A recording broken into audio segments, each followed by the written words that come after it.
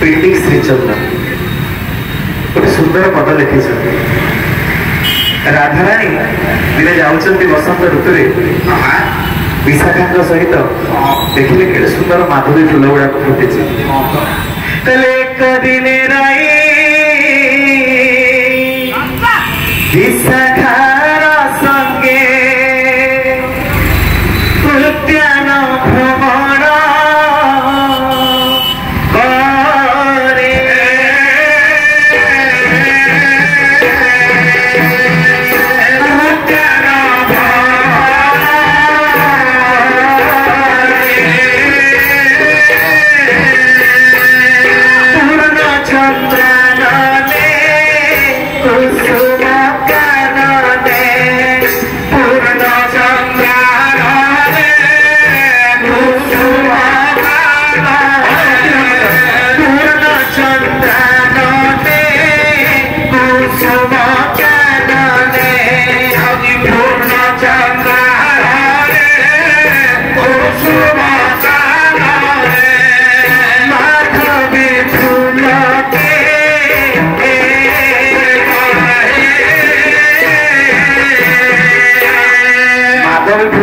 देखी राधाराणी विशाखा को कहते विशाखे ये माधव फूल को देखिकी मत आज माधव कथा कहीं भारी मन पड़ू कथा मो माधव कौन मत मन पकौना कि मत कौन टे खोजुना कि मो माधव माधवी फूल देखिल विशाखे मने पड़ू माधव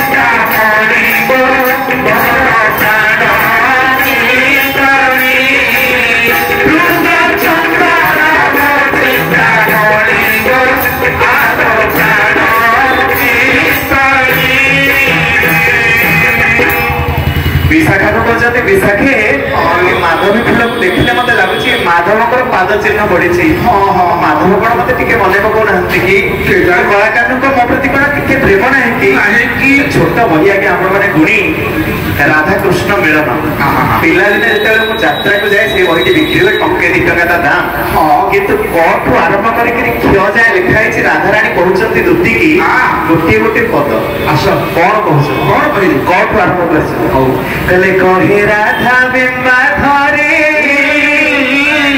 धीरे दुति कर धर के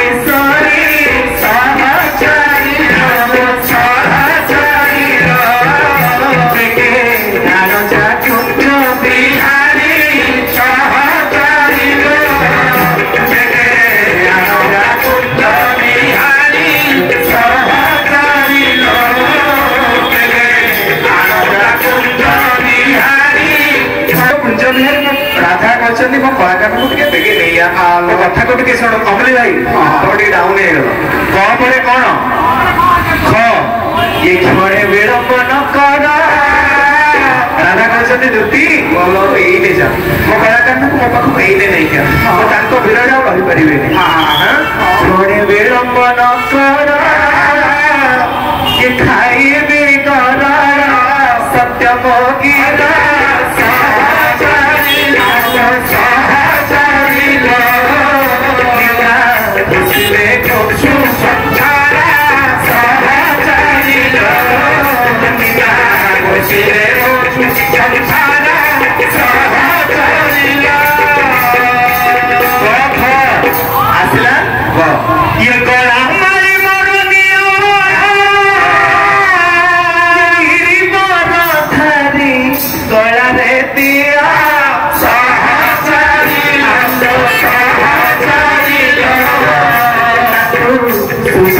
चकू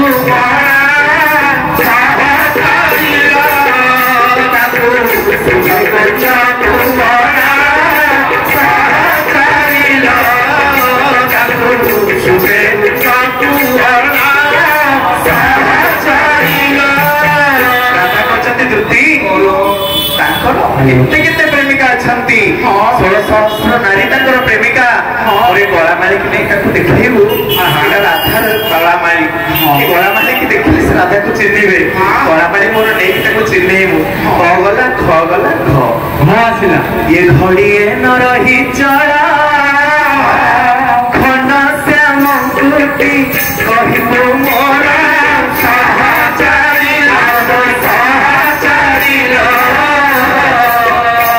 कोटि कोटि नमस्कार कोटि कोटि नमस्कार कोटि कोटि नमस्कार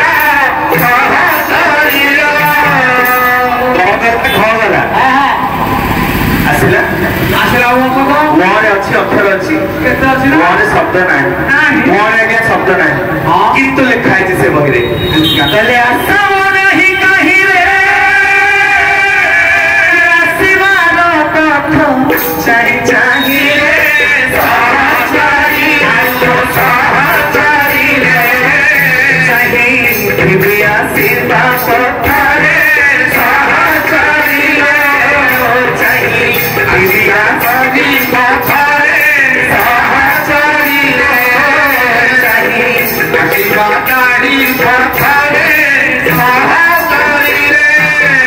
राधा कहते दुति मोर कौन जिनिस आशा नहीं केवल मोर कलाकार केवल कृष्ण मत आवश्यक बाट को चाहिए बसी दुति कहते कहीं कृष्ण पाखे एत प्रेम कौन ये चित्त को दुति ये मन ये प्राण सब बिकी देछि चित्त को देछि बिकी चक्कर शरीर भक्तरे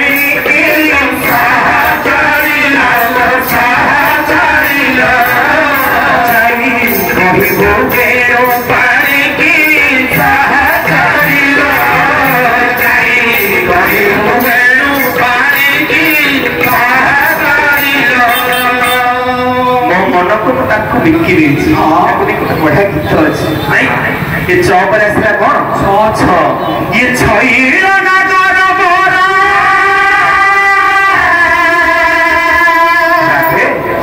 से कौन खाली तुमको भल पाती 16 सहस्र गोपी नायक पाखे प्रेम से तुमको छाड़ी छाड़िले छाड़तु मत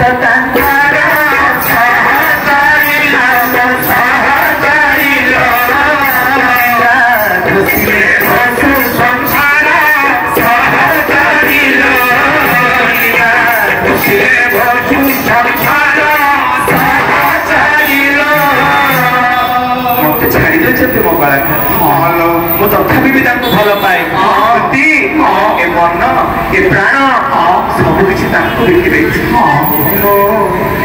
बिकी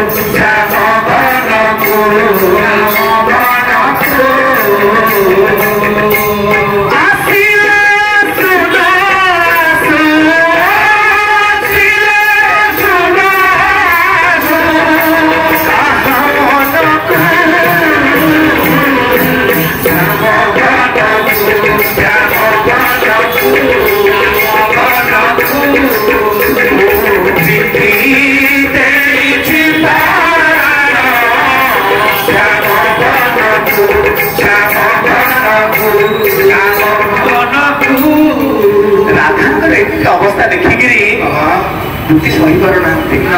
ଦୁଃଖୀ ଚିନ୍ତା କଲେ ରାଧାଙ୍କର ଏ ହାତ ଲେଖା ଚିଠିକି ନେଇକି ଦେବେ କଳାକାର। କଳାକାର ବସିଛନ୍ତି, ରାଧାଙ୍କୁ ମନେ ପକାଉଛନ୍ତି। ରାଧାଙ୍କ ଚିଠି ନେଇକିରି ମହାପ୍ରଭୁଙ୍କର ପାଖକୁ ପହଞ୍ଚିଲେ। ନିଶ୍ଚିତ ନିଶ୍ଚିତ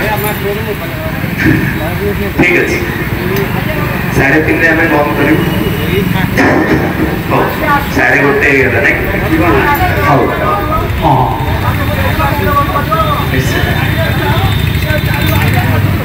ଆଜ୍ଞା ଆଜ୍ଞା ଆଜ୍ଞା ଆପଣଙ୍କ ଇଚ୍ଛା। ଦ୍ୱିତୀୟ ଆସିକିରି ପହଞ୍ଚିଲେ କଳାକାରଙ୍କ ପାଖରେ। ଭଗବାନ ବସିଛନ୍ତି। ଦ୍ୱିତୀୟ କହୁଛନ୍ତି ପ୍ରଭୁ ଆପଣ ଏଇଠି ବସିଛନ୍ତି, ରାଧା କେତେ ମନେ ପକାଉଛନ୍ତି, ରାଧା କେତେ ଭଲ ପାଉଛନ୍ତି। ଆପଣଙ୍କର ରାଧାଙ୍କର ଟିକେ ମନେ ପଡୁନି କି? ଆପଣଙ୍କୁ କଣ ରାଧାଙ୍କର ମନେ ପଡୁନି କି?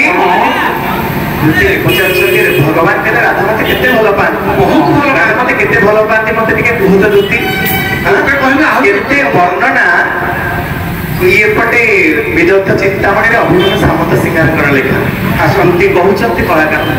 କଳାକାର ଶୁଣୁଛନ୍ତି କହିଲେ ପ୍ରଭୁ କାଳିୟ କମଳ ଦେଖିଲେ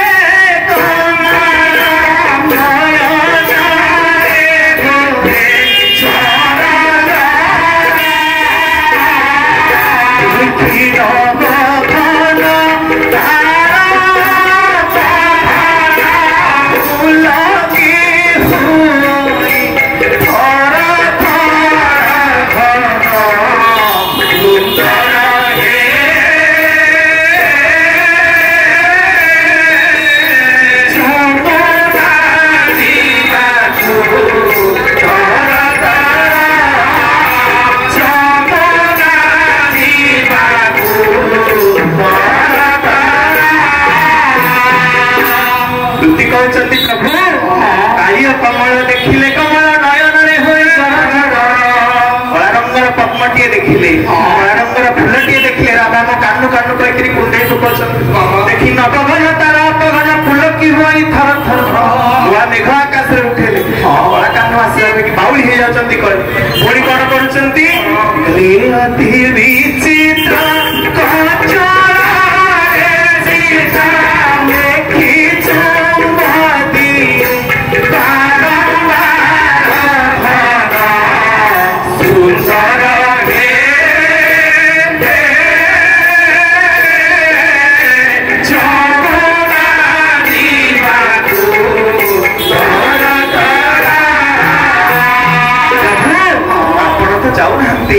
ଆପଣଙ୍କର ଅନୁପସ୍ଥିତି ଆପଣଙ୍କର ଚିତ୍ର ଅଙ୍କନ କରୁଛନ୍ତି ରାଧା। ଦେଖି ରାମାବର ଭିଟାଇ କବର ବସୁଥାଇ ହୃଦୟ ଥୋଇତାର ଏ ଅତି ବିଚିତ୍ର କଞ୍ଚଳରେ ଚିତ୍ର ଲେଖି ଚୁମ୍ବତୀରେ ବାରମ୍ବାର କଞ୍ଚଳରେ ଆପଣଙ୍କ ଚିତ୍ର ଅଙ୍କନ କରି ବାରମ୍ବାର ଚୁମ୍ବନ ପ୍ରଦାନ କରୁଛନ୍ତି। କହିଲେ ଦୁତି ମୋ ରାଧାଙ୍କ କଥା ଆହୁରି କୁହ, ମୋ ରାଧାଙ୍କ ନାଁ ବାରମ୍ବାର କୁହ, ମୋ ରାଧାଙ୍କ ନାମ ଶୁଣିକି ଦର୍ଶନ ନ କରିକିରି ମୁଁ ଶୁଣିବା ଶକ୍ତି ହରେଇ ଦେଇଛି, ମୁଁ ଶୁଣିବା ଶକ୍ତି ହରେଇ ଦେଇଛି।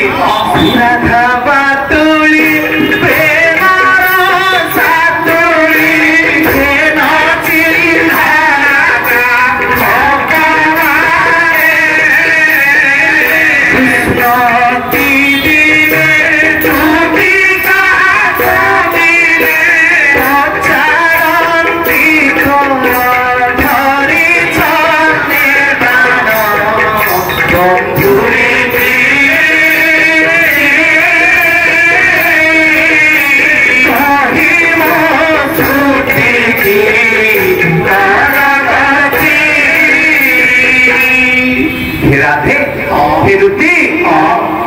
ଚିହ୍ନା राधांकर पागेली राधा पागला श्री राधा बातुड़ी मो बातुड़ा आपण माने मते से प्रेमर बातुड़ा श्री राधांकर बातुड़ा प्रेम रस को तुली हे चिन्हरा ग्राहक माने आपण माने चिन्हि पारुथिबा ग्राहक ये रस को चिन्हि पारुथिबा ग्राहक ले आपण टिके तुलना करंतु टिके ओजन करंतु केते भलो पाउथिले कृष्ण राधा को केते भलो पाउथिले राधा कृष्ण को राधा को कथा केतले कहउचंती दुती भगवान कहले मो राधा ना आहुरी को मो राधा को कथा मते आहुरी को राधा कथा दुटी कहते कहले प्रभु तमारा दोली खेले तमारा दोली की देखी राधा कुंडे पकाउछंती दोली की कला काम बसी देखी तमारा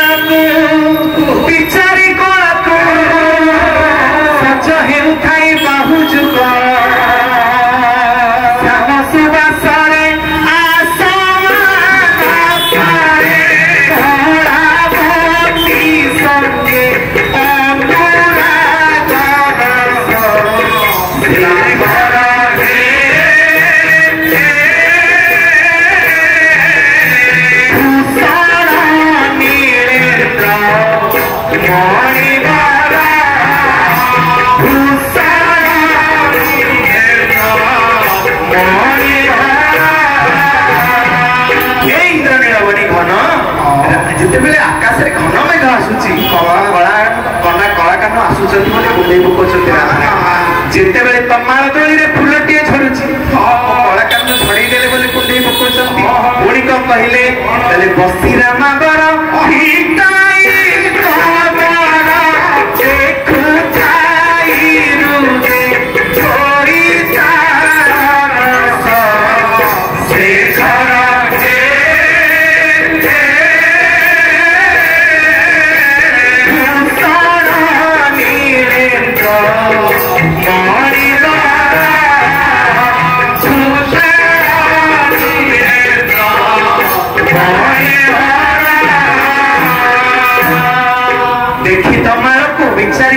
ସଜ ହେଉଥାଇ ବାହୁ ଯୁଗଳକୁ ସଜ କରିକି ବସିଛନ୍ତି ଆପଣଙ୍କୁ କେତେବେଳେ ଆଲିଙ୍ଗନ କରିବେ ବୋଲି ପୁଣି କଣ କହିଲେ ବସି ରାମାଙ୍କର ଫିଟାଇ କବର ଦେଖୁଥାଇ ହୃଦୟ ଧୋଇଥାଏ ରାଧାରାଣୀ ନିଜ ବେଣିକି ଖୋଲି ଦଉଛନ୍ତି କେଶ ଗୁଡିକୁ ଖୋଲିକିରି ସଜେଇକିରି ଅନଉଛନ୍ତି ମୋ କଳାକାରକୁ ପକ୍ଷ ଦେଶରେ ଲାଗିଛନ୍ତି କି ରାଧାଙ୍କ ଏମିତି କଥା ଶୁଣି ଶୁଣି କଳାକାରଙ୍କୁ ଆଖି ଧାର ଧାର ଲୁହ କହିଲେ ଦୁତି ଏ ସମାଜ ମତେ କଳାକାରଙ୍କୁ ଭେଟିବାକୁ ଦଉନି ଏ ସମାଜ ମତେ ରାଧାଙ୍କୁ ଭେଟିବାକୁ ଦଉନି ତମେ ଜମା ଚିନ୍ତା କର ନା ଖଣ୍ଡେ ଚିଠି ମୁଁ ଲେଖିବି ମୋ ଚିଠି ଖଣ୍ଡକ ନେଇକି ରାଧାଙ୍କୁ ଦବ ମୋ ଏଇ ଚିଠି ଖଣ୍ଡକ ନେଇକି ରାଧାଙ୍କୁ ଦବ ସେମାନେ ଲେଖୁଛନ୍ତି ଚିଠି କଣ ଲେଖିଲେ ମଥୁରା ମଙ୍ଗଳ ଛନ୍ଦ କହିଲେ ଲେଖୁଅଛନ୍ତି ପ୍ରଚୁର ମଣ୍ଡଳ ରଚନା କରି ରାଧାଙ୍କୁ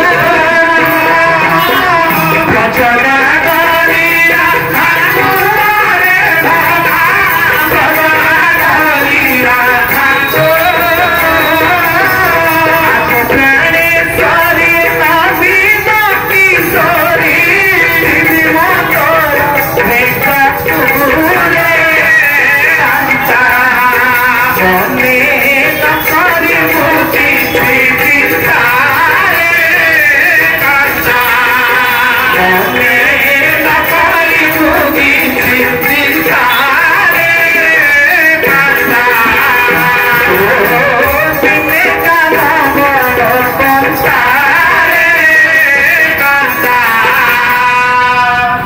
ଲେଖୁଛନ୍ତି ଭଗବାନ ମୁଁ ଆଜି ନିଶ୍ଚିତ ଯିବି ତୋ ବିନା ମୁଁ କେମିତି କେତେ ଗ୍ରହରେ ଅଛି ମାମା ତୁ ନିଜେ ବି ଜାଣିବୁ ଏ ସଂସାର ମତେ ତତେ ଭେଟିବାକୁ ଦଉନି ଏ ସମାଜ ମତେ ତୋ ସାଙ୍ଗରେ ମିଶିବାକୁ ଦଉନି ଏଣୁ କରିବଣି ବାପା ରହି ଚଳେ ଯିବାକୁ ତ ହରି ଯାଏ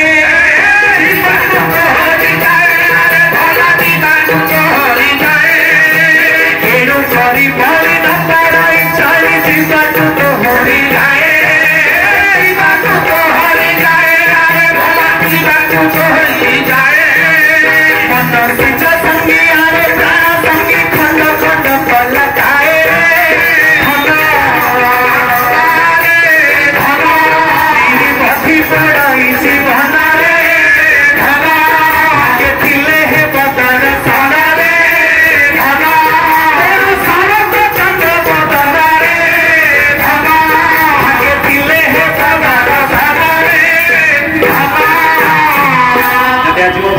राधे तुम्हारे से शरत चंद्रबदन को मु देखी चिट्ठी खंडक नहीं राधा दुति की भगवान राधा को चिट्ठी की दुति नहीं की राधा को दौरान राधा राणी पढ़िले मो कलाकार मैंने आसवे कुंज को सजे दबा सब अष्ट सखी मान को डाकी देले कुंज को सजे दोली गुड़िक फूल गुंथी अपेक्षा करी बसी राधा राणी आम पाखे समय बहुत कम निर्देश आसला 2 घंटा भितर करने किंतु स्टेज ओल्ला बेलू 12:30 आज्ञा से कह जहाँ कर्मकर्ता बुझे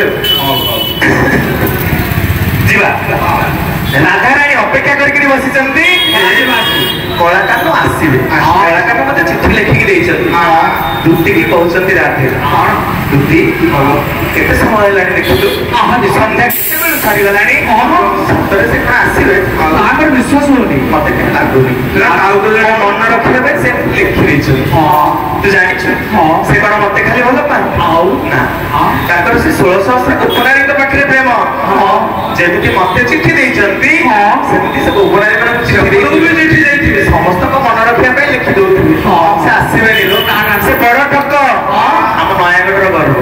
ଖଣ୍ଡପଡ଼ାର ଗର୍ବ ପଠାଣି ସାମନ୍ତ ଗଦାଧର ସିଂ ଗୋଟେ ପଦ ଧୂମପା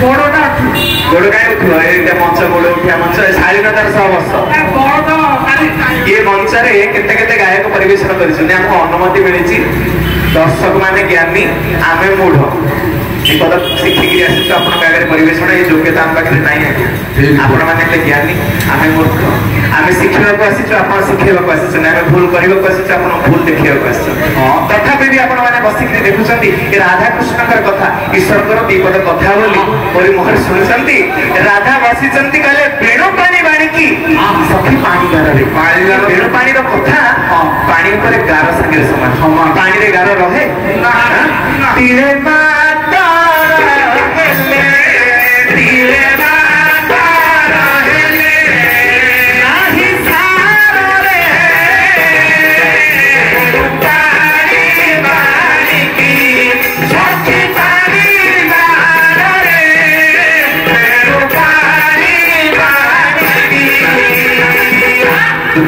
राधे एमती कहीं कहते निश्चय आसवे से मत देव आखिर तुम प्रेम देखी चिंता करूँ राधे कहते ना से मत आसवे बोली 16 गोपराणी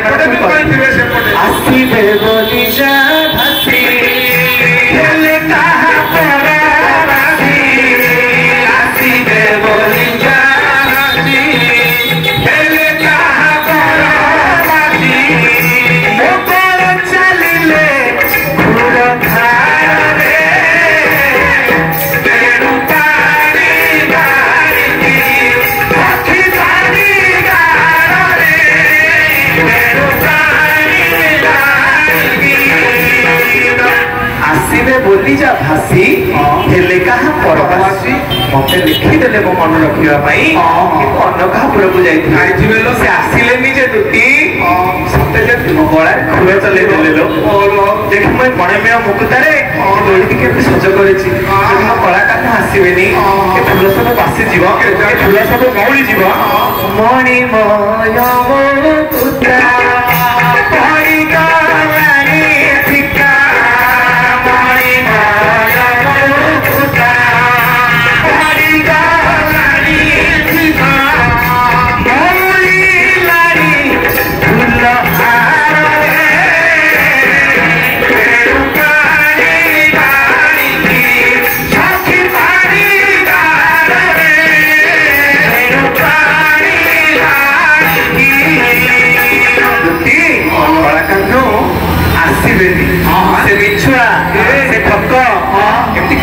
कथा एमती राधा चिंता करमती राधा चिंता कर भणती पदटा नदेले भल हेनी ना गदाधर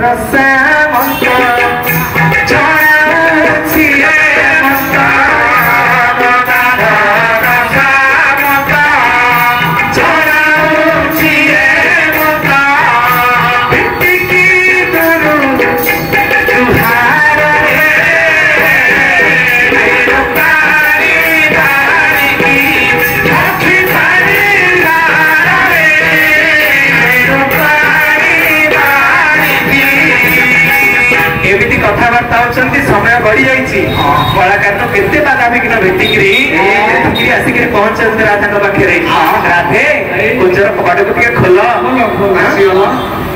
एतिकी बेले राधाराणी मन में सृष्टि मान एतिकी बेल को मन पड़ा दुती मना करे राधा ना फेरी जातु से दुती कहूँ कृष्ण को कहूँ दुती राधे कहते आप चली जाते गोटे बद 10 मात्रा अमूल भाई बसी बसी मंच हूँ ज्ञान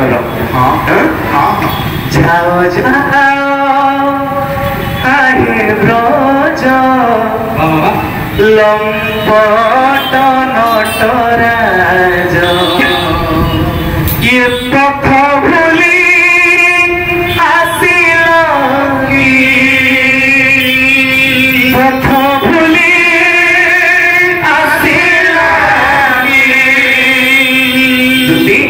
से कौन रास्ता भूल के पड़े आसले कि से कौन आउ कहा पुरा को जाउथले एठी पड़े आसले कि ये तांकर से किशोरी कुंज नहे ये तांकर से गोपी मानकर कुंज नुहे राधा कुंज ये नहे किशोरी कुंज जाओ जा आहे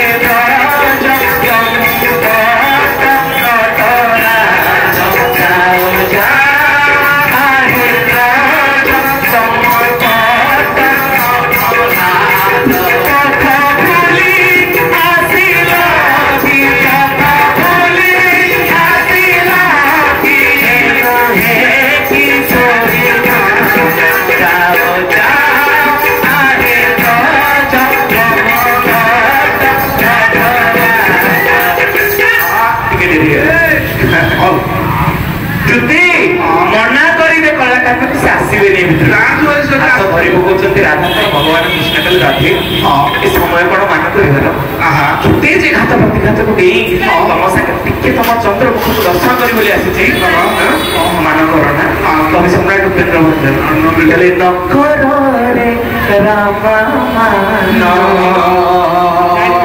जदि समय तुम मान कर समय चली विनय भाव में कहूँ तुम मान करना कहूँ विनय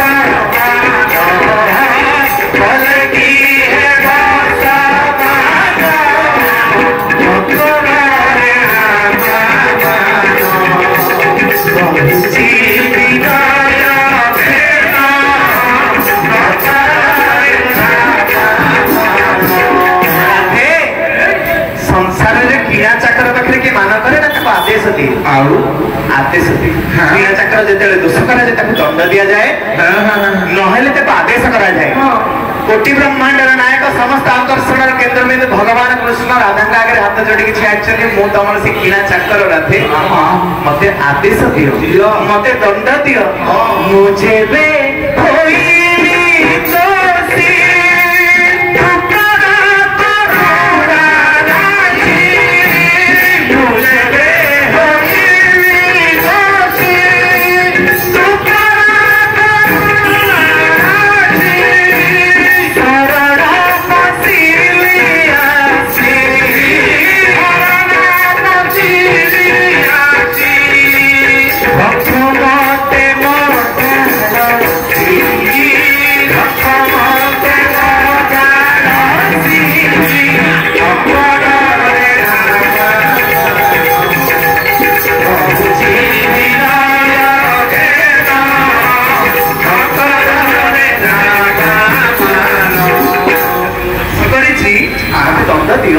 मत शासन कर कि मान करना राधा आगे पाद पड़ जाए भगवान कृष्ण राधा के सुंदर कथा कहले ना एति बेलू मन पड़ा सका लिखिकी चिठी आकाश चांद अस्त बसले डेरिक आसुच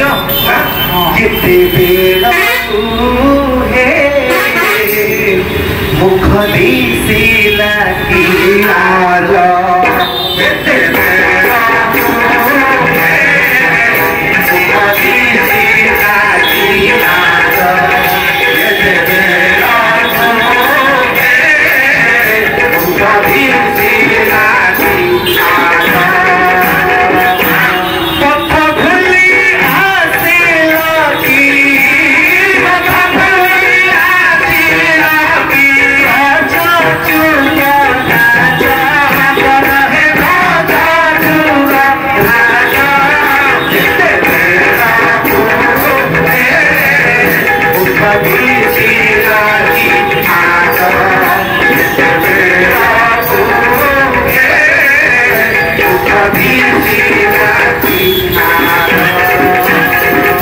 रास्ता बुलिकी पलि आसले कि एत बेलू मन पड़ा मो कथा हाथ धरी पकई बलाकांड आउ मान करना आउ मान कर समय नुह कुंजरे मिलन होती भगवान कोटि ब्रह्मांड नायक प्रभु कृष्ण एवं प्रेममयी आह्लादिनी शक्ति माँ राधा से कुंजर शोभा केमिति गोटे गोटे दक्षिणी मंगलाचरण करवा महाप्रभु भगवान कृष्ण मंगल करेंगे समस्त कहले कि शोभा जे मदन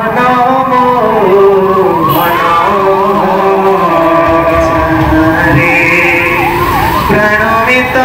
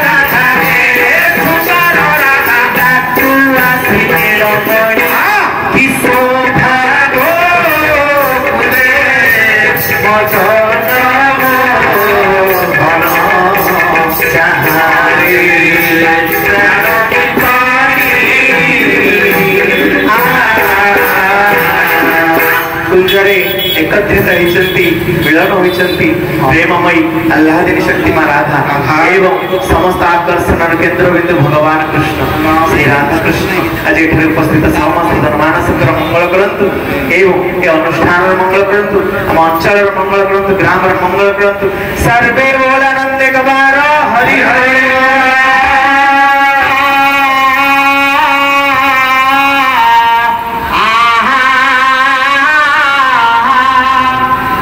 घोषणा चली मणिक संघ नयागढ़ स्थित गलाराम कमिटी उत्सवर परवर्त दिन से द्वितीय दिन संगीत महोत्सव पदार्पण कर जड़े सुनामधन गायक सुरेश कुमार स्वाई गाइबा कहबारे खुशी हुई कदिगड़िया निवासी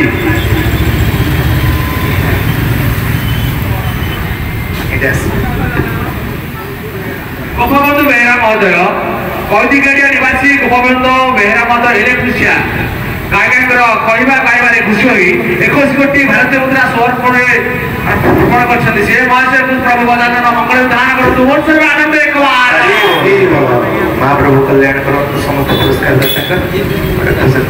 जीवा समय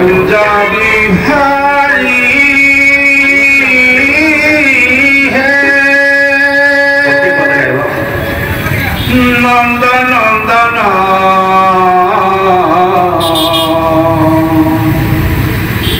राधिका हृदय चोरा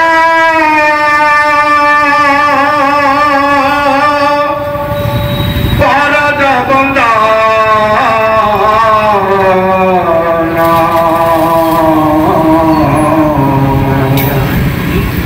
कुंज बिहारी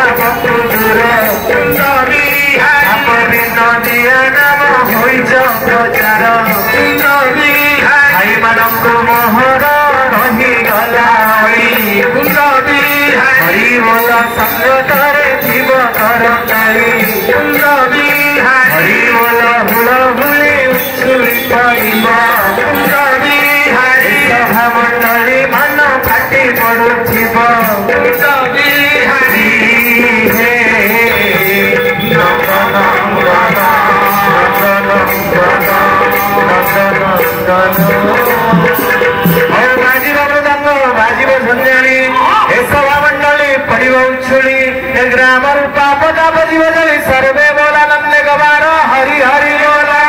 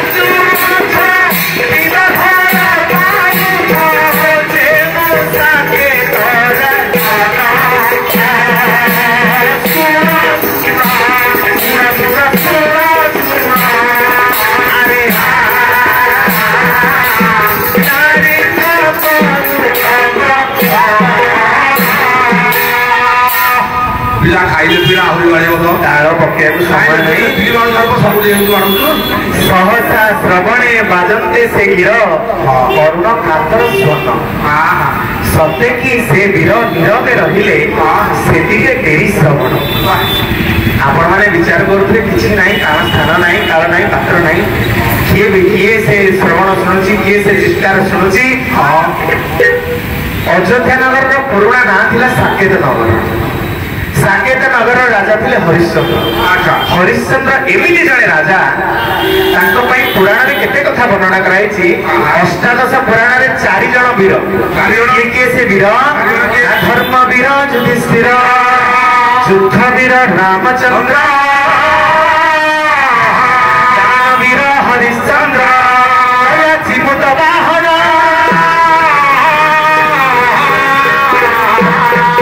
ଅଷ୍ଟାଦଶ ପୁରାଣରେ ଧର୍ମରେ ଚାଲିକିରି ଧର୍ମବୀର ଯୁଧିଷ୍ଠିର ଧର୍ମ ରକ୍ଷା କଲେ ଭଗବାନ ଭାଲୁମାଙ୍କଡ ନେଇକିରି ରାବଣ ସାଙ୍ଗରେ ଲଢିଲେ ସିଏ ହେଲେ ଯୁଦ୍ଧ ବୀର ଜିମୁତ ବାହନ କାଞ୍ଚନ କଟକର ଯୁବରାଜ ନିଜର ସମ୍ପୂର୍ଣ୍ଣ ଶରୀରକୁ ପ୍ରଦାନ କଲେ ନାଗ ଦେବତାଙ୍କୁ ଗରୁଡକୁ ଗରୁଡ ଖାଇ ଖାଇକିରି ଶେଷରେ କ୍ଷମା କରିଦେଲେ ଶାଗ କୂଳକୁ ତେଣୁ ଦୟା ଧର୍ମରେ ମନ ମୋହିଲେ କିଏ ନା ଜିମୁତ ବାହନ ଏବଂ ସତ୍ୟ ନ୍ୟାୟ ଧର୍ମ ରାସ୍ତାରେ ଯାଇକି ଦାନବଳରେ ପ୍ରତିଷ୍ଠା ଲଭିଲେ ଦାନବୀର ହରିଶ୍ଚନ୍ଦ୍ର ଆଜ୍ଞା ଆଜି ତାଙ୍କରି କଥା ତାଙ୍କରି ଗୁଣ ବର୍ଣ୍ଣନା ସେଇ ରାଜା ବନକୁ ଯାଇଛନ୍ତି ମୃଗୟକୁ ଗଲାବେଳେ ରାଜା ଶୁଣୁଛନ୍ତି କରୁଣ କାତର ସ୍ୱର ଏ ଜଣେ ନାରୀ ଚିତ୍କାର କରୁଛି ମତେ ରକ୍ଷା କର ମତେ ରକ୍ଷା କର ମତେ ରକ୍ଷା କର ସହସା ଶ୍ରବଣେ ବାଜନ୍ତେ ସେ ଗୀର ସେ କରୁଣ କାତର ସ୍ୱନ ରାଜା ନୀରବ ହେଇକିରି ଚାହିଁଲେ ସାରଥି କି ଜଣେ ନାରୀ ଚିତ୍କାର କରୁଛି ସେଇ ଦିଗକୁ ଚାଲିଲ ସାରଥି କହୁଛି କାଲି ସ୍ୱାମୀ ଗଭୀର ଜଙ୍ଗଲ ଭିତରେ ଜଣେ ଚିତ୍କାର କରୁଛି ରକ୍ଷା କର ରକ୍ଷା କର ଆପଣ କଣ ଜାଣିଛନ୍ତି ଇଏ ଡାହାଣୀ କିମ୍ବା ପିଶାଚିନୀ ହେଇଥାଇପାରେ ମହାପ୍ରଭୁ ମଙ୍ଗଳ କରନ୍ତୁ କଲ୍ୟାଣ କରନ୍ତୁ ଆପଣ ଆଜ୍ଞା ଚଣ୍ଡାଳ ନାୟକର ମହାପ୍ରଭୁ ଚୈତନ୍ୟ ମହାପ୍ରଭୁ ସର୍ବାଙ୍ଗୀନ ଉନ୍ନତି କରନ୍ତୁ 10 ଟଙ୍କା ପୁରସ୍କାର ପ୍ରଦାନ କରିଛନ୍ତି ତାଙ୍କର ସର୍ବାଙ୍ଗୀନ ଉନ୍ନତି କରନ୍ତୁ ମହାପ୍ରଭୁ ସର୍ବେ ବହୁଳାନନ୍ଦ କବାର ଏତେ ସୁନ୍ଦର କଥାବସ୍ତୁ ସାରଥୀକୁ ପଚାରୁଛନ୍ତି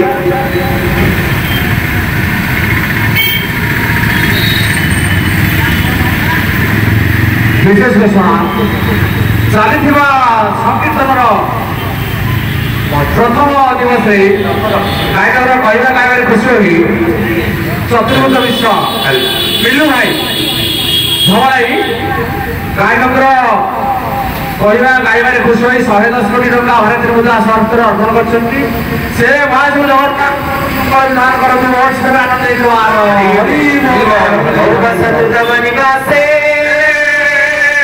ନିଶ୍ଚଳ ସିନ୍ଧୁ ପୁତ୍ରୀ ଚତୁର୍ଭୁଜ ଦଣ୍ଡେ ହନ୍ତ୍ରୀ ମୁଖସରସିଜ ମଧ୍ୟେ ଭାବଯୁକ୍ତା ଚଳତୁ ତବ ଚିତ୍ରା ପଦ୍ମେନ ମୁରାରୀ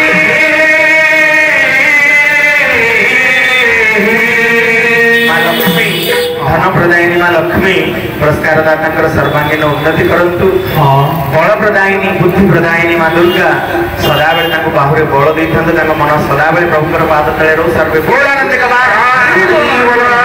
कथावस्तु कथावस्तु को टिके आगु नहीं जाउची राजा कहउछंती सारथी हमें जीवा सारथी कहउछंती प्रभु ई बण जंगल रे कहानी विषादिनी मानकर स्थान हमें जीवने राजा कहले सारथी ई क्षत्रिय काहू बंदी तमे जानिछ क्षत्रिय जे क्षत्रिय कथा करे ता ना क्षत्रिय क्षतात त्रायते इति क्षत्रिय जे क्षत मानकु त्राण करे रक्षा करे से होची क्षत्रिय उत्कलमणि मुखबान दासकर गोटे छुटिया पद मन पडुछ कोन हला कहले का पुरुष परि मरिबा जगते नुहे नर पौरुष गारे गारे हित साथे मरे दिन नर सेही एका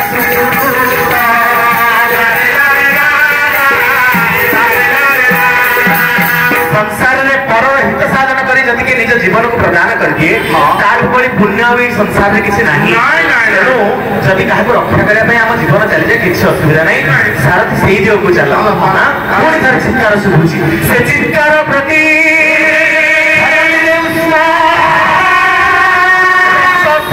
ଯାଏ ଜୀବନକୁ ବନ୍ଧିରେ ବୁଝିଲେ ଭୟ ନାହିଁ ଭୟ ନାହିଁ ଭୟ ନାହିଁ ଭୟ ନାହିଁ ଭୟ ନାହିଁ ଭୟ ନାହିଁ। ସାକେତ ନଗରର ରାଜା ହରିଶ୍ଚନ୍ଦ୍ର ଆସୁଛନ୍ତି। ଦେଖିଲେ 3 ଜଣ ନାରୀ ଗୋଟେ ଗଛରେ ବନ୍ଧନରେ ପଡିଛନ୍ତି। ଆମକୁ ଟିକେ ରକ୍ଷା କର ଆମକୁ ଟିକେ ରକ୍ଷା କର। ରାଜା ପଚାରିଲେ କିଏ ତମେ ମାନେ ଏ ପ୍ରକାର ଅବସ୍ଥା ତମକୁ ବନ୍ଧନରେ କିଏ ରଖିଲା? ଆମେ ଫୁଲ ତୋଳିବାକୁ ଆସିଥିଲୁ। ଫୁଲ ତୋଳୁ ତୋଳୁ ଏ ବନ୍ଧନରେ ଆମେ ପଡିଯାଇଛୁ। ଆମକୁ ଟିକେ ବନ୍ଧନରୁ ମୁକ୍ତ କରିଦିଅ। ରାଜା ତୁଳିରୁ କାଢିଲେ ଗୋଟେ ସର ବନ୍ଧନ ମୁକ୍ତ କଲେ 3 ଜଣ ନାରୀ। 3 ଜଣ ନାରୀକୁ ରାଜା ଯେମିତି ବନ୍ଧନ ମୁକ୍ତ କଲେ ହଠାତ୍ 3 ଜଣ ନାରୀ ଉଭାନ ହେଇଗଲେ। ରାଜା ଚିନ୍ତା କରୁଛନ୍ତି ନାରୀ ମାନେ କିଏ କେମିତି ଉଭାନ କଣ ପାଇଁ ହେଇଗଲେ? ଏ କଥାର ରହସ୍ୟ କଣ? ଏ କଥାର ରହସ୍ୟକୁ ଟିକେ ତର୍ଜମା କରିବା। ସାରଥି ରଥ ଫେରେଇ ନବା ଶୀଘ୍ର ରାଜ୍ୟକୁ। ସଭାରେ ସମସ୍ତ ପରିଷଦ ମାନଙ୍କୁ ଡାକ। ସଭାର ସମସ୍ତ ପରିଷଦ ମାନେ ଆସନ୍ତୁ। ଆମେ ଟିକେ ବିଚାର କରିବା ଏ 3 ଜଣ ନାରୀ କିଏ। ପରଦିନ ସକାଳୁ ସଭା ବସିବ। ସଭାରେ କିଏ କିଏ ସଦସ୍ୟ ଅଛନ୍ତି? ଲେଖିଲେ ବିଦ୍ୱାନ ଗବୟ ଭଟ୍ଟ ଗାୟକ ପରିହାସିକ ଐତିହାସିକ ପୁରାଣଜ୍ଞ ସଭା ସପ୍ତାଙ୍ଗ ଲକ୍ଷଣ। ସଭାର 7ଟି ଅଙ୍ଗ। କିଏ କିଏ ସେ ଅଙ୍ଗ? ବିଦ୍ୱାନ କବି ଭଟ୍ଟ ଅର୍ଥାତ ସାମ୍ବାଦିକ ଗାୟକ ପରିହାସିକ ଯିଏ ହସାଏ ଏବଂ ଐତିହାସିକ ପୁରାଣଜ୍ଞ। ଇଏ 7 ଅଙ୍ଗ କିଛି ସମୟ ଆମ ପାଖରେ କମ ପଡେ। 3:30ରେ ଶେଷ କରିବାକୁ ପଡିବ। 3:30 କାଲି 5:00 କରିଦେବା। ଠିକ ଅଛି ତମେ ଆସିବ ବଜାରକୁ। ଭୋଜି ଖାଇବାକୁ ପଳଉଛ କେତେ? ରାତିରେ କୀର୍ତ୍ତନ ଅଛି ସେଇଠି ଖାଇବା ଏଠି ଶୋଇ ପଡିଆ। କାଟିବା ପଡିଆ 5:00 କାଢିବା। ଆରେ ବା ଠିକ ଅଛି। ଏମିତି ଚିନ୍ତା କରୁଛନ୍ତି ରାଜା। ସବୁ ପରିଷଦ ମାନେ ଆସି ସାରିଲେଣି।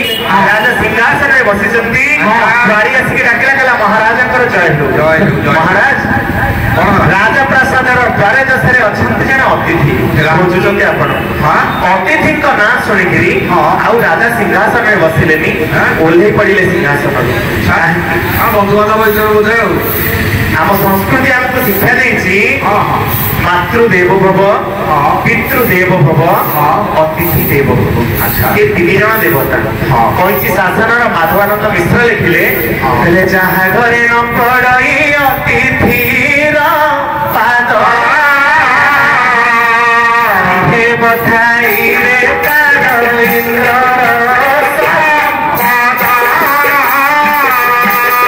ଘରେ ଅତିଥିର ପାଦ ପଡିନି। ଇନ୍ଦ୍ରଙ୍କର ସମ୍ପତ୍ତି ତା ଘରେ ଥିଲେ ବି କିଛି ଲାଭ ନାହିଁ। ଅତିଥି ହଉଛନ୍ତି ସ୍ୱୟଂ ଦେବତା। ଏ ନ୍ୟାୟରେ ରାଜା ସିଂହାସନରୁ ଓହ୍ଲେଇ ଆସିଲେ। ଦେଖିଲେ ଦ୍ୱାର ଦେଶରେ ଛିଡା ହେଇଛନ୍ତି ମହାତପା ଦିତି ବ୍ରହ୍ମା ମହର୍ଷି ବିଶ୍ୱାମିତ୍ର। ମହାତପା ହାତ ଯୋଡିଦେଲେ ମହାରାଜ ଆପଣ ମୋ ଦ୍ୱାର ଦେଶରେ କିଛି କାମ ଥିଲା? ରାଜା ସେ ଦାନ ଦଉଥିବ ବୋଲି ମୁଁ ପଳେଇ ଆସିଲି ଭିତରକୁ ଆସନ୍ତୁ। ଅଭିବାଦନ ଗ୍ରହଣ କରନ୍ତୁ ଆସନ ଗ୍ରହଣ କରନ୍ତୁ। ମୁଁ ଏଠିକି ବସିବାକୁ ଆସିନି ରାଜା। କେବଳ ତୁମକୁ ଗୋଟେ ପ୍ରଶ୍ନ ପଚାରିବାକୁ ଆସିଛି। କଣ ପ୍ରଶ୍ନ? ମୃଗାରୀ ମତେ ଯାଇଥିଲ? ଯାଇଥିଲି। ସେଠି ଦେଖିଲ କଣ? 3 ଜଣ ନାରୀ 3 ଜଣ ନାରୀ ଗୋଟେ ବନ୍ଧନରେ ପଡିଥିଲେ। ଏ ସମୟରେ ହେଲା କଣ ନା ମୁଁ ମୋର କ୍ଷତ୍ରିୟ ଧର୍ମ ରକ୍ଷା କରିବାକୁ ଯାଇ ସେ 3 ଜଣ ନାରୀକି ବନ୍ଧନ ମୁକ୍ତ କରିଛି। ସେମାନଙ୍କୁ ମୁକ୍ତିଦାନ ଦେଇଛି। ମୁକ୍ତିଦାନ ଦେଇପାର ତମେ? ରାଜା ତମେ ମୁକ୍ତିଦାନ ଦେଇପାର? ମତେ କିଛି ଦାନ ଦବ? ମୁଁ ଆପଣଙ୍କୁ ଦେବି। ରାଜା ହରିଶ୍ଚନ୍ଦ୍ର ଋଷି ବିଶ୍ୱାମିତ୍ରକୁ କହିଲେ ମୁଁ ଆପଣଙ୍କୁ ଦେବି। ଯଶୋବନ୍ତ ଦାସଙ୍କର ସାହିତ୍ୟ। ହେଲେ ଯାହା ଦେବ ହସ୍ତ ଏକିରେ କୁମାର ଯାହା ଦେବ ହସ୍ତ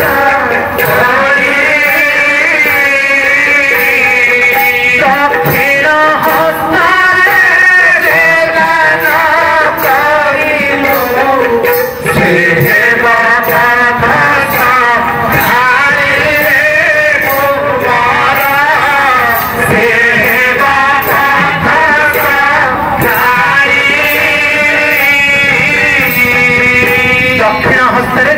କରିବୁ ଯିବା ରାସ୍ତାରେ ସେ ତୋର ପୁଣ୍ୟ ହେଇକି ବି ବାହାରିବ। ରାଜା କହିଲେ ମହାକାପା ଆପଣ ଜ୍ଞାନୀ ମୂର୍ଖ, ଆପଣ ସନ୍ନ୍ୟାସୀ ମୁଁ ସଂସାରୀ, ଆପଣ ମାଗିବେ ମୁଁ ଦେବି, ମୁଁ ଅବଶ୍ୟ ଦେବି। ମହାରାଜାକୁ ବିଶ୍ୱାମିତ୍ର କହିଲେ କେବେ ମହାରାଜ ମତେ ତମେ ଦବ ମୁଁ ଜାଣିଛି, କିନ୍ତୁ ପ୍ରଥମେ ସତ୍ୟ କର। ରାଜା ସତ୍ୟ କରିବେ ଚିନ୍ତା କରୁଛନ୍ତି, ସତ୍ୟ କରିବି ଆପଣ ଏମିତି କଣ ମତେ ଲାଗିବେ ଯେ ମୁଁ ସତ୍ୟ କରିବି? ସତ୍ୟ କରୁଛି ହେ ଦଶଟି କପାଳ, ହେ ଇନ୍ଦ୍ର ଚନ୍ଦ୍ର ବରୁଣ କୁବେର, ମୁଁ ସତ୍ୟ କରୁଛି ଯଦି ବିଶ୍ୱାମିତ୍ରଙ୍କର ବାଞ୍ଛିତ ପଦାର୍ଥ ମୋ ପାଖରେ ଥାଏ ମୁଁ ତାଙ୍କୁ ଦେବି।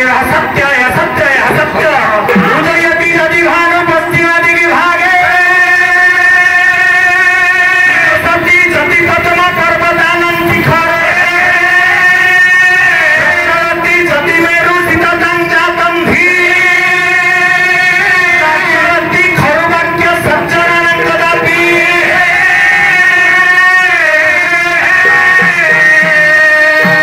ମହାତପା ସୂର୍ଯ୍ୟ ପଶ୍ଚିମରେ ଉଦୟ ହେଇପାରନ୍ତି, ମେରୁ ଶୀତଳତାକୁ ଛାଡ଼ି ଉଷ୍ଣତାକୁ ଗ୍ରହଣ କରିପାରେ, ପାହାଡ଼ର ଶିଖର ଦେଶରେ ପଦ୍ମ ଫୁଟିପାରେ, କିନ୍ତୁ ଯେ ସତ୍ ଜନ ଯେ ନିଜର ବାକ୍ୟକୁ ରକ୍ଷା କରେ ସେ କହିଥିବା କଥାରୁ କେବେ ଫେରେ ନା ମୁଁ ଆପଣଙ୍କୁ ସତ୍ୟ କରୁଛି, ମୁଁ ଆପଣଙ୍କୁ ଅବଶ୍ୟ ଦେବି। ରାଜା ସତ୍ୟ କଲେ ମାଗୁଛନ୍ତି ଋଷି ବିଶ୍ୱାମିତ୍ର। ମାର୍କଣ୍ଡେୟଙ୍କର ସଂସ୍କୃତ ରାମାୟଣ କିନ୍ତୁ ସୁନ୍ଦର ପଦ କହିଲେ ସତ୍ୟତଂ ଭାରତୀ ଭାର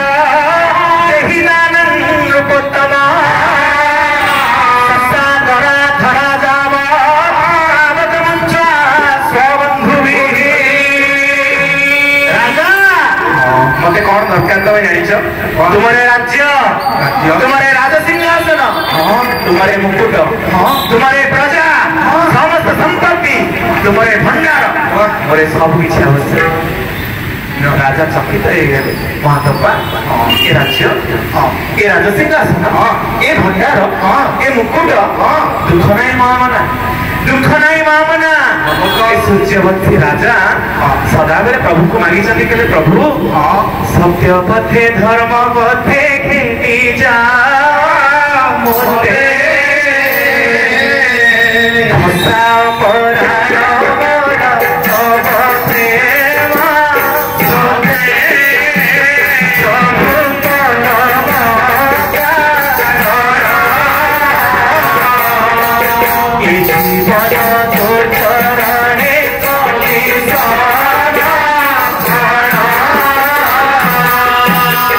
ପ୍ରଭୁ ସୂର୍ଯ୍ୟବଂଶୀ ରାଜା ମାନେ ଈଶ୍ୱରଙ୍କୁ ଗୋଟିଏ ମାନ ମାଗିଛନ୍ତି, ସତ୍ୟର ପଥରେ ଧର୍ମର ପଥରେ ମୁଁ କେମିତି ଯିବି? ଆପଣଙ୍କୁ ମୁଁ ଦେବି, ଏ ସୌଭାଗ୍ୟରୁ ମୁଁ ବଞ୍ଚିତ ହେବି। ଆଜିଠାରୁ ଏ ରାଜ୍ୟ, ଏ ରାଜସିଂହାସନ, ଏ ପ୍ରଜା, ଏ ଭଣ୍ଡାର, ଏ ସମ୍ପତ୍ତି ସବୁ କିଛି ଆପଣଙ୍କର। ଆଜିଠାରୁ ଏଥିରେ ମୋର କିଛି ଅଧିକାରୀପଣ ନାହିଁ।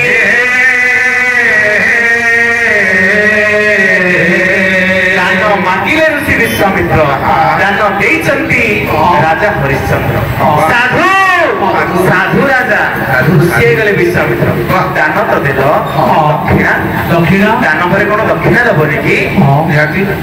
ଚକିତ ହେଇଗଲେ ରାଜା କହିଲେ ମହାତପା ଦକ୍ଷିଣା, ପୁଣି ଦକ୍ଷିଣାରେ କଣ ଦେବି?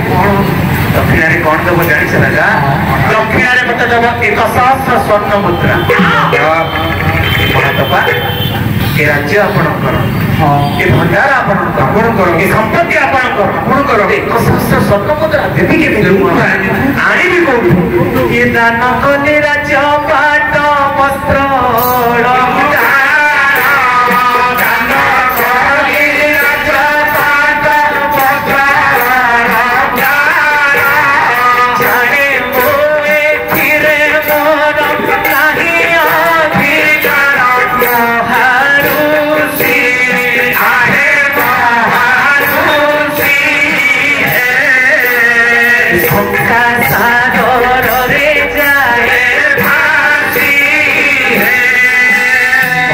ମନରେ ଆଶଙ୍କା ହଉଛି ସବୁ ସମ୍ପତ୍ତି କିନ୍ତୁ ଆପଣ ଦାନ କରିଦେଇଛି।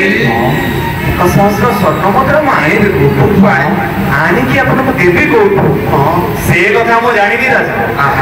ଯଦି ତମେ ଦକ୍ଷିଣା ନ ଦେଇପାରିବ ଦେଇଥିବା ଦାନ ମୁଁ ଫେରେଇ ଦେବି। ମୋ ଦ୍ୱାରୁ ଖାଲି ହାତରେ ଯିବେ। ଅତିଥି ଦ୍ୱାର ଦେଶରୁ ଯଦି ଖାଲି ହାତରେ ଗଲେ, ଅତିଥି ଦ୍ୱାର ଦେଶରୁ ଯଦି ଅସନ୍ତୁଷ୍ଟ ହେଇକିରି ଗଲେ ଘର ପ୍ରତି କେତେ ବଡ ବିପଦ। ଭଗବାନ ବ୍ୟାସ ଲେଖିଲେ ଶ୍ରୀମଦ ଭାଗବତ। ତାହେଲେ ଅପୂଜିତ ତିଥି ଦସ୍ୟ ଗୃହାତ୍ ଜାତି ବିନାଶଃ ଗଚ୍ଛନ୍ତି ବିମୁଖା ତସ୍ୟ ପିତୃଭିଃ ସହ ଦେବତା। ଯୋଉ ଘର ଅତିଥି ଅପୂଜିତ ହେଇକିରି ଯାଆନ୍ତି, ପୂଜା ପାଆନ୍ତିନି, ସମ୍ମାନ ପାଆନ୍ତିନି, ଗଚ୍ଛନ୍ତି ବିମୁଖା ତସ୍ୟ ପିତୃଭିଃ ସହ ଦେବତା। ତାଙ୍କ ସାଙ୍ଗରେ ବିମୁଖ ହେଇକିରି ଘରେ ଥିବା ପିତୃପୁରୁଷଙ୍କ ସହିତ ଦେବାଦେବୀ ମାନେ ତାଙ୍କ ପଛେ ପଛେ ପଳାନ୍ତି। ଘର ଦେବତା ଶୂନ୍ୟ, ପିତୃପୁରୁଷ ଶୂନ୍ୟ ହେଇଯାଏ।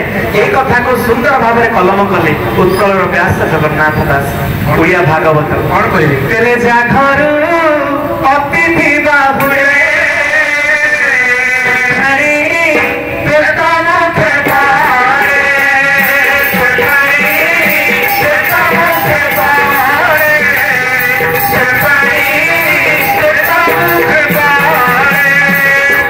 ଯଦି ଆପଣଙ୍କ ଘରେ ଦେବାଦେବୀ ରହିବେନି, ଯଦି ଘରେ ପିତୃପୁରୁଷଙ୍କର ଆଶୀର୍ବାଦ ରହିବନି, ସେ ପ୍ରାଣୀ ପ୍ରେତ ମୁଖ ହିଁ ପଡିବ। ଏ ସାଧାରଣ ଭାଷାରେ ଲୋକମାନଙ୍କୁ ବୁଝେଇଦେଲେ ଜଗନ୍ନାଥ ଦାସ। କେତେ ସୁନ୍ଦର କଥା। ରାଜା ସେଇ ଜାଗାରେ କହିଲେ ମହାତ୍ମା ଆପଣ ଏମିତି କରନ୍ତୁନି, ମୁଁ ଆପଣଙ୍କୁ ନିଶ୍ଚୟ ଦକ୍ଷିଣା ଦେବି। ମୁଁ ଦକ୍ଷିଣା ଆପଣଙ୍କୁ ଅବଶ୍ୟ ଦେବି। ଆଚ୍ଛା, ପ୍ରକୃତରେ ଦାନ ପାଇଁ ଦକ୍ଷିଣା ଜରୁରୀ ନା ହଇରାଣ କରିବା ପାଇଁ? ଋଷି ପଚାରୁଛନ୍ତି ରାଜା। ଦାନକୁ ଦକ୍ଷିଣା ଜରୁରୀ। କାହିଁକି ଜରୁରୀ? ମାର୍କଣ୍ଡେୟଙ୍କର ସଂସ୍କୃତ ରାମାୟଣ କହିଲେ ଧର୍ମସ୍ୟ ଦକ୍ଷିଣା ଭାର୍ଯ୍ୟା ତସ୍ୟ ଧାରା ସୁଚତୟେ ତସ୍ୟ ବନ୍ଧୁ ସଦା ସତ୍ୟ ତାନି ପରିବର୍ତ୍ତୟେ। ଧର୍ମସ୍ୟ ଦକ୍ଷିଣା ଭାର୍ଯ୍ୟା, ଧର୍ମର ସ୍ତ୍ରୀ ହଉଛନ୍ତି ଦକ୍ଷିଣା। ଆଚ୍ଛା, ସତୀ ଚନ୍ଦ୍ରିକାରେ ମାଧବାନନ୍ଦ ମିଶ୍ର ଗୋଟିଏ ପଦ ଲେଖିଲେ, ଖାଲି ସଧର୍ମିଣୀ ବିନା କିବା ବିନା ଧର୍ମ କର୍ମ ଶାସ୍ତ୍ରୀ ନାନା ମୁନି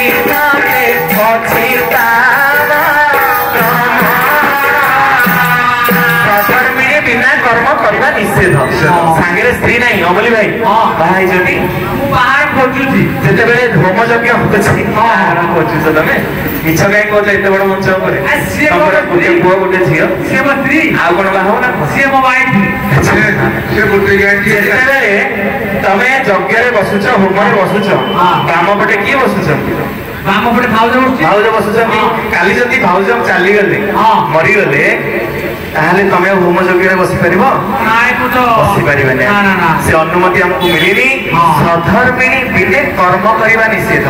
ଶାସ୍ତ୍ରେ ନାନା ମୁନି ମତେ ନବର୍ତ୍ତାଇ ବେଦ।